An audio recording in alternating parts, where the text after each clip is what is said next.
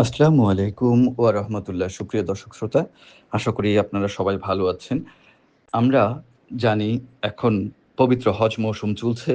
এ সময় মক্কায় প্রচণ্ড গরম পড়ছে।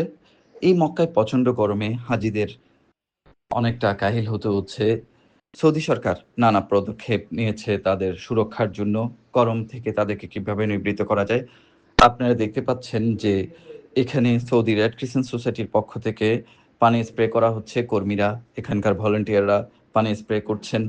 আমাদের হাজিদের সাথেও আমরা বিভিন্ন কথা বলছিলাম। তো এ বিষয়ে আমরা কথা বলছি আমাদের হাজি এবং মক্কার বর্তমানে অবস্থানরত সাংবাদিক আজিজুল কদিরের সাথে। গরমের তাপমাত্রা দিন দিন বেড়ে চলেছে মক্কায়।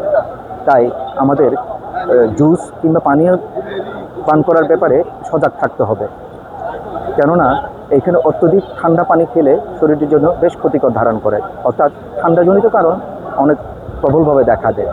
আমরা স্বাস্থ্য ক্যাম্পে গিয়ে দেখলাম অনেক ঠান্ডাজনিত রোগীর সংখ্যা বেশি, যার ফলে আমাদেরকে সজাগ থাকতে হবে। ঠান্ডা থেকে অবশ্যই বিরত থাকতে হবে। নর্মাল পানি খেতে পারি কিংবা ফ্রেশ জুস খেতে পারি, হ্যাঁ, মানে তরতাজা ফলের জুস খেতে পারি। যতটুকু পারি ঠান্ডা বিরত থেকে আমরা এই পানীয়গুলো দেব। আর সবচেয়ে বড় ওষুধ হচ্ছে জমজমের পানি, যেটা মহৌষধগুলোর কাজ করে, কারণ এটা ভালো শেফা কাজ করে। জমজমের পানি আমাদেরকে সেবন করা দরকার। জমজমের পানির উপর আর কোনো কথাই থাকতে পারে না, এর বিকল্প কোনো ওষুধ হইতে পারে না, যার ফলে জমজমের পানি আমাদের শেফা দান করবে। পাশাপাশি পানি আপনি করতে পারেন, সাধারণ পানি অবশ্যই করতে হবে, ঠান্ডা অবশ্যই না। ধন্যবাদ।